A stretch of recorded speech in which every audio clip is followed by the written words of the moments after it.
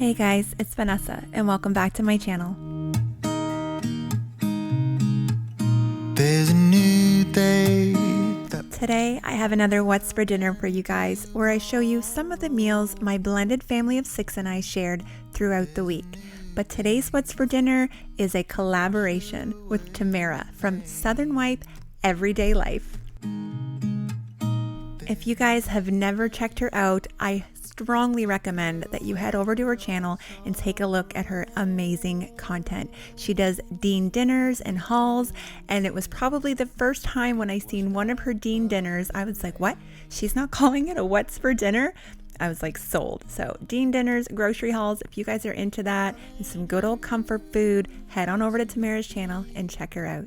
All right, guys, now let's get into the 4 meals I'm going to share with you this week. 'Cause I promise you this. First up was Poutine or chili fries, depending on whatever anybody wanted, and we kept it super simple.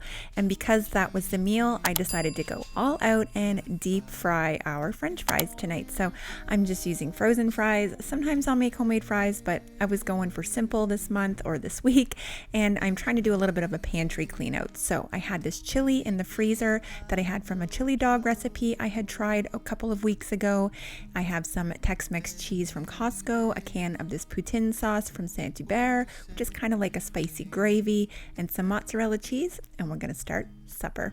There's a new day to get you through your struggle. All right, so we're a blended family if you're new to this channel, and our schedules are sporadic at best. So this night was only Jamie and Sebastian and I, which is Jamie's middle child, and I'm grating up some mozzarella because I'm going to have a poutine, but the boys want chili fries. Holding on through the night. 'Cause I promise you this. We do own a countertop deep fryer, but lately I've been lazy, and anytime I need a deep fry, I'm just using my Dutch oven, primarily because it's using up less oil. If you give up the fight, if only just for a bit, there's a new day. And when Mama's cooking, the dogs are not far away. I guarantee MJ was right behind me.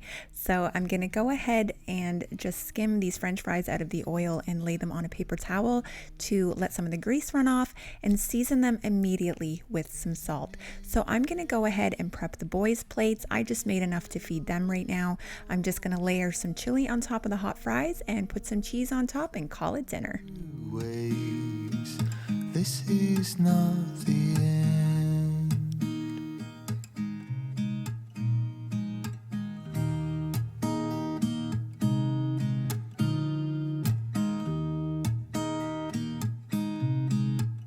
There's a new day that will come again tomorrow.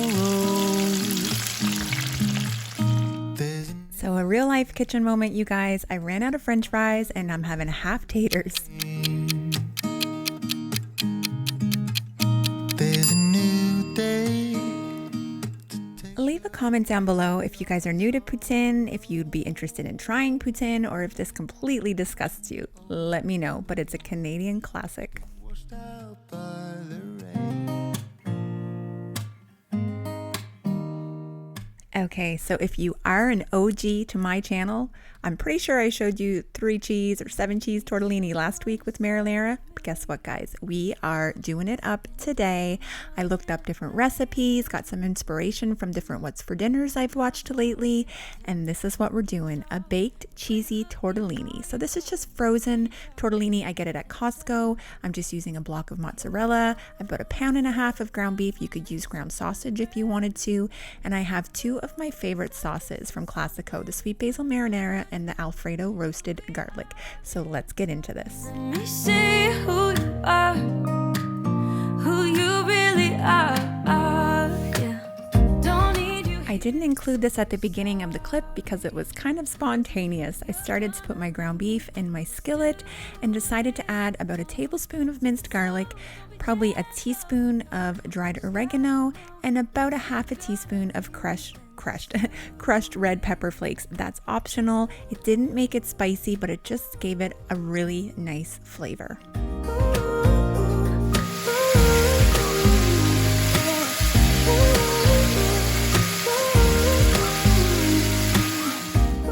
So welcome to being in the kitchen with Random-Ness. I decided to add some minced onion as well. I just didn't want big chunks of onion in my sauce. So we're about to get real complicated. Empty your jar of Alfredo and empty your jar of marinara. Stir it all together and voila, you have basically a rosé sauce. Super easy, you guys, and so good. You don't have to use this in a baked tortellini. You could use this on spaghetti or any other type of baked pasta. Baked ziti would be so good with this. Ugh, I'm getting hungry just looking at this. Here we are in a car. Let me see who you are. Okay, I've shared this in a grocery haul because I picked it up at our local superstore one day, but I just wanted to show you the super deep Pyrex pan with the big handles on the side. It is my favorite. That is what we're going to use to make this pasta today. If you were making this for more people, by all means, cook it in a 9x13. I'm not even going to use the entire pack of tortellini. I actually only ended up using maybe 2/3 of it because we were only 4 this night. Welcome to my random life. So I stuck the rest in a Ziploc bag. It was still frozen, put it in the freezer, and actually I ended up with a little bit of sauce left and stuck that in a Ziploc bag, and I'll have it for a random night when it's just me or just me and Jamie and we want to have something really yummy but really quick. So to build this is all that's involved. I am mixing it up with sauce so it's nice and coated, and then I'm going to mix it up with some cheese, and then I'm going to go ahead and add a little bit more sauce or a good ladle full over the top of all of this, sprinkle it with some mozzarella cheese, cover it and bake it in the oven for about 30 minutes. Now, I think I put it in first uncovered and then covered it halfway through, but you do whichever you'd like. We just want the cheese to be nice and golden and bubbly, but not burnt.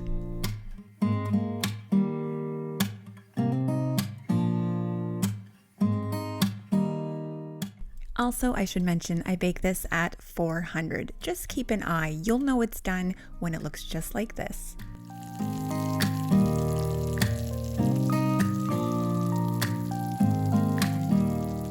I seem to be saying this in every What's for Dinner, but Jamie has said this is definitely the best one yet.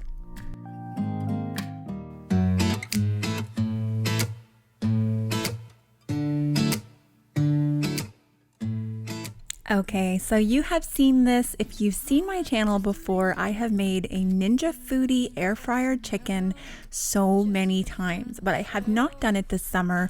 But it's a rainy, stormy day today, so I decided we are having a roast chicken dinner. Now, I buy 3 packs at the Costco. I find that's the best price and it fits perfectly in this Foodi. If you had an Instant Pot and an air fryer, you can do that too. But you'll see here the Ninja Foodi has, you can pressure cook, you can air fry, it's everything you can think of. So here's my little chicken, and it's really funny. I end up putting it in upside down, and then I had a panic attack. I'm like, what's wrong with this chicken? There's no meat on it. No, girl, you put it in upside down. Jamie flipped it over and said, I think you cooked it upside down. Anyway, that's the commotion of Random-Ness. So I'm going to use this better than bouillon. If you guys haven't used it, what are you waiting for? I buy it at Costco. It's like $9 for this giant jar of it. Way more affordable than getting it at the grocery store if you can swing a Costco membership. I'm also going to use this Swiss Chalet dipping sauce mix. It's just a dry mix. And if you have something similar to like a restaurant near you, this is just a restaurant around here, and it just adds a little something extra when I'm making the gravy. I'm also going to add some of this Kirkland no salt seasoning. I absolutely love it. And some black pepper. You guys know I just don't cook without it. I'm also going to serve it with a can of corn. I'm going to fancy it up, don't worry. And I'm going to have some mashed potatoes because this girl is craving potatoes and gravy. And to surround me and to handle my emotions. As far as I know, the rules for an Instant Pot are pretty similar to the Foodi pressure cooker, so you need to put 1 cup of water in the bottom. Now I'm flavoring or seasoning this water with bouillon and some of that seasoning mix, pepper, and the organic no salt seasoning, because this is what I'm going to use to make my gravy. So I want to make sure those chicken drippings are going to drip down into this bowl and create tons of flavor, but I'm going to add to it with all these extra seasonings. So we're going to set the chicken right in the air fryer basket for the Foodi, put it on top of that bowl. All the drippings are going to drip down, and then we're going to go ahead and slap the lid on it, set it to seal, and pressure cook this for 22 minutes on high, doing a quick release. And then we're going to go ahead and air fry it for another 8 to 10 minutes, depending on how big your chicken is. I was out waiting for something, and if I close my eyes, it's all been a waste of time. I was out driving every mile, and now if I rewind, I went ahead and washed up and peeled all of my potatoes. You can see they're 2 different colors because I had 2 different bags. I only had a few left from another one. They are both white potatoes though, so I don't know why some look yellow. But I'm going to go ahead and chop these up fairly small because I want to mash them. And I find when I'm doing mashed potatoes, it's just easier if they're smaller. Plus, it will boil a little bit quicker. And make sure you add salt. It's the only point we will.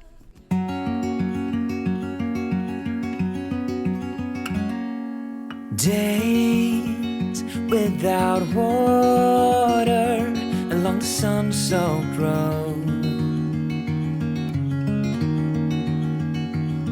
We crossed over borders to get where we are, and it's all for you. It's all for you. Now remember that liquid in the pot is for our gravy, so I went ahead and poured it into this little roast pan that I tend to always make gravy in, and I'm just letting any extra drippings off of the chicken fall into the bowl before I set it back into the Ninja. Now I'm using the other lid, which is connected to the Foodi if you don't know, and I'm going to air fry it on high for 8 minutes. I will say this one I probably should have did 9 or 10. I found it was still a little bit pink right near the bone, but everything else was fine. It turned out delicious. Without eating, 'cause it ain't enough for 2, and it's all for you. It's all for you. It's all for you. It's all for you. I did it all for you. All right, you guys, here I am fancying up my corn. I'm just kidding. I added basil and pepper, and I'm cooking it in this Corningware dish with a microwavable lid for about 3 minutes in the microwave. Now I'm going to drain my potatoes. Do you guys use a strainer or do you do this? I feel like this is very dangerous, especially watching it back right now as I'm editing, but whatever, it's how I learned to do it, so that's how I'm gonna keep doing it. I'm gonna go ahead and make my mashed potatoes. Pretty much the same as usual, some basil or butter depending what I have on hand. Today it was basil, some pepper, and some 2% lactose-free milk, just a splash. I know a lot of people like to go super crazy and put sour cream and lots of other yumminess. We're pretty basic here, honestly. I think I had potatoes every day of my life as a child, and it's just the way I'm used to having them, so it's just how I'm gonna keep feeding our kids. And it's all for you. It's all for you. And I always throw a piece of paper towel over my vegetables with the lid to absorb any condensation. It's all for you. It's all for you. It's all for you. It's all for you. Let's talk gravy. Now, growing up, I swear my mom's gravy should have been bottled, and it still should be bottled. She makes the most amazing gravy. I mean, she did teach me how to cook. So basically, I am going to mix a flour slurry into this, which is just equal parts flour and water. Don't let that intimidate you, but you do want to whisk it in kind of in a streaming motion, the way I'm doing it here, to avoid lumps. If you add flour directly to your liquid, you will get lumps. Unless you make a roux which is with flour and butter and then add your liquid to it, but I'm not trying to confuse you guys. So basically, look how silky it is. I kind of adjusted. I added an extra cup of water with some more chicken bouillon because I didn't have quite enough stock from the Foodi. Now here's everything laid out. Tell me you don't want to eat this incredible roast chicken that literally took 30 minutes, you guys. I cut up some cucumbers and tomatoes because that's just what I always serve when we're having a big dinner. There's the corn and some sweet mix pickles. I was so excited for this meal. I literally sound excited even just looking at it right now. Jamie said it was amazing. We had a huge thunder and lightning storm. It was pouring like borderline hail, I swear. So a nice, comfortable, warm chicken dinner was perfection. You and me were poor as dirt. All we had was time. All right, so the last meal of the week I want to show you was kind of a last minute meal change, but that's kind of why I like making this. We just had spring rolls, fried rice, and some steamed broccoli, but what I want to show you is how I cook my rice in my Ninja Foodi, and this would likely work the same in an Instant Pot with the same measurements. I'm using jasmine rice, that's just our favorite here. I always buy it. I use 2 cups of rice to 2.5 cups of water, so that's 1.25 cups to a cup of rice. That is a different measurement than you would use in a rice cooker or on the stove because you are pressure cooking it. So what you're going to do, now you could use chicken stock if you wanted or any flavorings that you like. I just like to use the Better Than Bouillon, so I pour the water right in. And if you look on the lid of the Better Than Bouillon, it'll tell you what it's equivalent to. So for me personally, I like to put about a good tablespoon, probably a little more, and that's going to be your salt content as well, so you don't have to season it in that respect. So I just put it right into my Foodi and give it a good stir and mix it up. I ended up getting a whisk out to get it a little better combined so it looked more like this. And then don't worry about those few bits. When your rice is done, you can kind of mix it in. You're going to pressure cook this on high for 2 minutes. Now it does take quite a while to build the pressure because it's kind of an empty pot. Then you're going to natural release it for 10 minutes and then go ahead and release the rest of the steam. Pop it open and your rice is going to be perfect. You guys, you're never going to cook your rice any other way. I did this in the morning because ideally when you're making fried rice, you want to use day-old rice or cold rice so it gets a chance to kind of get sticky and stick together. So that's what you're looking at right here. I am going to make my fried rice with garlic, ginger, low sodium soy sauce, 2 eggs. And if you didn't cook your rice like I did, then go ahead and use some Better Than Bouillon to flavor it. I am going to add some sprigs of scallions because I don't have any onions on hand, but I like to use the green onions anyway. I'm just cooking up some of these spring rolls that I got from Costco. They are awesome. And of course, you guys know I like my Costco broccoli, so we're going to cook that up in the microwave as well. I'll serve it up with some cucumbers, and how could I forget the chicken left over from yesterday? And confession, my big dog Charlie got most of the leftover chicken. Too long. Standing here a while just to take it all in. Radio's playing our song. All right, so you just saw me putting the spring rolls in the oven. I just followed the package directions, about 425 for like 20-25 minutes. I'm showing you guys this pan every time. I swear by it. It's the Rock pan. I love it, and it is absolutely my favorite pan for making fried rice because it doesn't stick. So I use about a tablespoon of oil and about a teaspoon of sesame oil to start, and then you'll see later on, just before I go ahead and add my eggs to my rice, I'm going to add about another tablespoon of oil, and that is all I'm going to use, you guys. This pan is amazing. So I'm going to add about a tablespoon of minced garlic, about half a teaspoon to a teaspoon of ginger. That's up to you. I'm not a huge fan of ginger. I find it can become very overwhelming if you make it the dominant ingredient. I'm also just going to go ahead and mix that with the oil, heat it up just to get it fragrant, probably about 1 or 2 minutes. With garlic, you don't want to burn it or it does get bitter.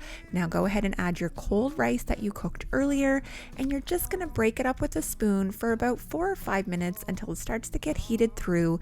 And at that point, you're going to kind of press it down like a giant pancake so it develops a little bit of a crust from the heat underneath. I'm going to show you that right now.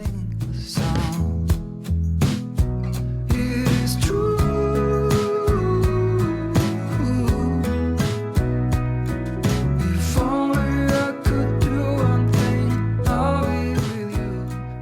just go ahead and repeat that step as many times until you get the consistency or the crispiness of the rice that you like. I don't get mine overly crispy. I just want it to be really warmed and all of the ingredients to be incorporated. I am using a low sodium soy sauce. It makes a big difference, especially with all the bouillon that I already have in the rice. We don't need to add any more salt.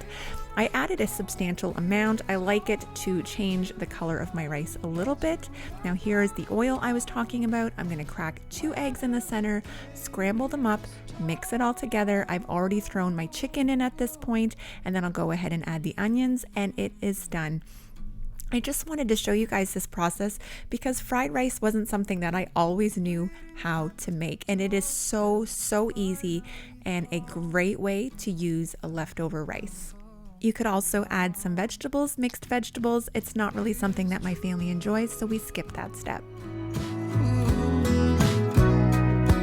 If only I could do one thing, I'll be with you, it is true. Of course, a quick shot of MJ. I melted up some Velveeta in the microwave to pour over the broccoli, but this was a super simple meal, you guys. Not easy to say, apparently. I need your loving for you. All right, guys, another What's for Dinner down in the books. I don't know what it is when I'm editing this. I feel so good about myself that I've made these meals for my family, and I hope it inspires you and motivates you to do the same. Make sure you head on over, check out Tamara, let her know I sent you. If you're here from her channel, hey, what's up? All right, guys, I will see all of you in my next video. Take care. You